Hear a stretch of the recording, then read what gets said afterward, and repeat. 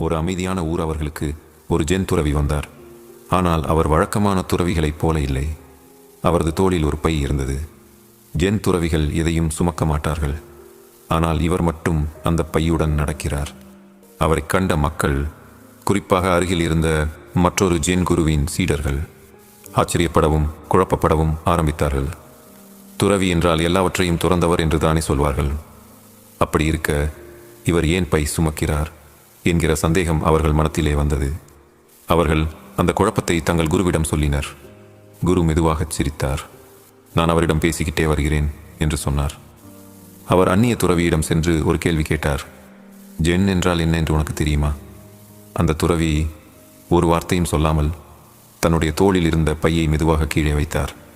அதை பார்த்த குரு தலையசைத்தார். சரி. பிறகு அவர் மீண்டும் கேட்டார். ஜெனை புரிந்த பிறகு அதை வாழ்க்கையில் எப்படி பயன்படுத்த வேண்டும் என்பது தெரியுமா? அந்த துறவி உடனே மீண்டும் அந்த பையை எடுத்தார். மீண்டும் தோளிலே சுமந்தார். இருவரும் ஒருவருக்கொருவர் நன்றி கூறி பிரிந்தனர். இதையெல்லாம் பார்த்த சீடர்கள் இன்னும் அதிகமாக குழப்பமடைந்தனர். அவர்கள் கேட்டனர், குருவே, இதில் என்ன அர்த்தம்? குரு அமைதியாக பேசினார். ஜென் என்பது எல்லாவற்றையும் துறப்பது மட்டுமல்ல, அதை நம்முள் உணர்ந்த பின் இந்த உலகத்தை ஒரு புதிய பார்வையுடன் அனுபவிப்பது. அந்த துறவி பையை சுமந்தது அவருக்காக இல்லை.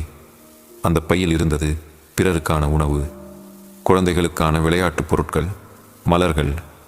அவர் உலகத்திற்காக அதை சுமந்தார். அதனால்தான் அவர்தான் உண்மையான துறவி.